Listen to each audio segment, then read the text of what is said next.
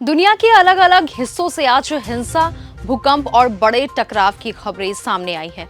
कहीं अल्पसंख्यकों पर हमले हो रहे हैं तो कहीं प्रदर्शनकारियों पर गोलियां चल रही हैं। जापान के भूकंप से लेकर नेपाल, पेरिस और पीओके के बवाल तक। आइए एक नजर डालते हैं दुनिया की 10 बड़ी अंतर्राष्ट्रीय खबरों पर।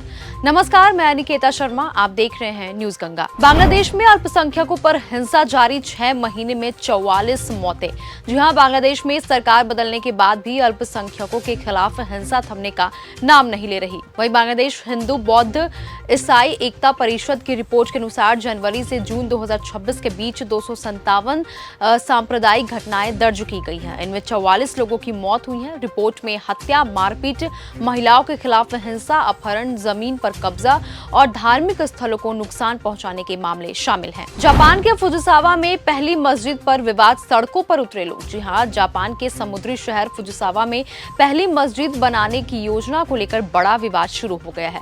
मस्जिद के विरोध में हजारों लोग सड़कों पर उतर आए हैं। कुछ लोग इसे जापान की बदलती पहचान से जोड़ रहे हैं, जबकि दूसरे इसे मुस्लिम समुदाय के धार्मिक अधिकार का मामला बता रहे हैं। इस विरोध ने देश में प्रवास, संस्कृति और धार्मिक सह-अस्तित्व पर नई बहस छेड़ दी है। जापान में 7.1 तीव्रता का भूकंप, सुनामी का अलर्ट भी जारी। जी हां, जापान में 28 जुलाई को 7.1 तीव्रता का शक्तिशाली भूकंप आया। झटकों के बाद समुद्र में करीब 3.28 फीट ऊंची लहरें दर्ज की गई और सुनामी का अलर्ट भी जारी किया गया है। जापानी मौसम विभाग एजेंसी ने तटीय इलाकों में रहने वाले लोगों से तुरंत सुरक्षित और ऊंचे स्थानों पर जाने की अपील की है।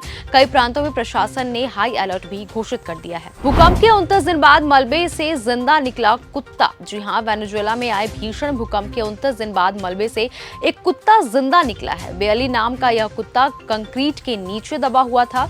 बचाव कर्मियों को मलबे से आवाज सुनाई दी, जिसके बाद सावधानी से उसे बाहर निकाला गया। लगभग 1 महीने बाद इस रेस्क्यू को देखकर लोग भावुक हो गए और सोशल मीडिया पर इसे किसी चमत्कार से कम नहीं बताया जा रहा। पुतिन से सवाल करेंगे ट्रंप, ईरान की मदद करने का आरोप। जी हां, अमेरिकी राष्ट्रपति डोनाल्ड ट्रंप ने कहा कि वह रूस के राष्ट्रपति पुतिन से एक गंभीर सवाल पूछेंगे।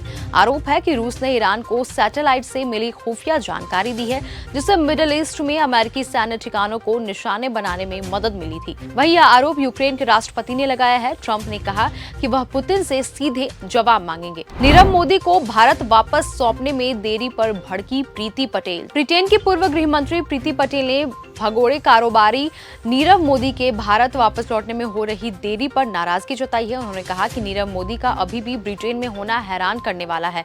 उनके मुताबिक इस देरी से भारत नाराज है और इसका असर दोनों देशों के दूसरे मुद्दों पर भी पड़ सकता है। इनमें अवैध प्रवासियों की वापसी जैसे मामले भी शामिल हैं। पेरिस में 3 महिलाओं पर चाकू से हमला, आरोपी गिरफ्तार। जी हां, फ्रांस की राजधानी पेरिस में एक व्यक्ति ने 3 महिलाओं पर चाकू से हमला कर दिया। घटना पोर्ट द क्लीशे इलाके के पास हुई। आरोपी ने रसोई में इस्तेमाल होने वाले 2 चाकुओं से 19, 24 और 36 साल की महिलाओं को निशाना बनाया। वहां मौजूद लोगों ने उसे पकड़ लिया है। बाद में एक ऑफ ड्यूटी पुलिस अधिकारी ने आरोपी को हिरासत में लिया। मामले की जांच अभी भी जारी है। मेलानिया और बैरन ट्रंप को धमकी, ईरान से जुड़ा वीडियो हुआ वायरल। जी हां, ईरान से जुड़ा एक कथित वीडियो सोशल मीडिया पर वायरल हो रहा है, जिसमें अमेरिकी राष्ट्रपति डोनाल्ड ट्रंप की पत्नी मेलानिया ट्रंप और उनके बेटे बैरन को निशाना बनाने की धमकी दी जा रही है। वीडियो में उनकी गतिविधियों पर नजर रखने का दावा भी किया जा रहा है। अमेरिकी फर्स्ट लेडी और राष्ट्रपति परिवार की सुरक्षा को लेकर चिंता बढ़ गई है। हालांकि इन दावों की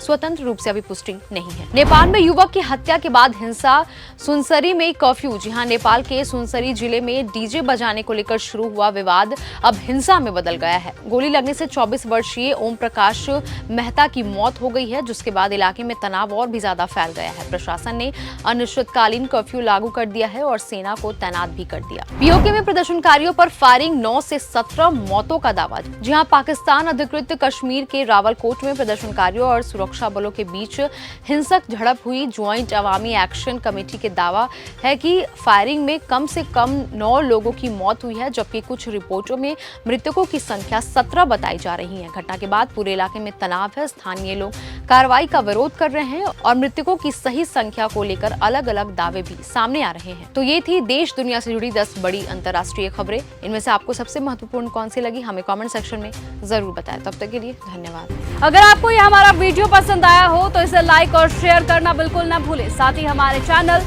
न्यूज गंगा को सब्सक्राइब और फॉलो जरूर करें ताकि देश और दुनिया की हर बड़ी खबर आप तक सबसे पहले पहुंचे।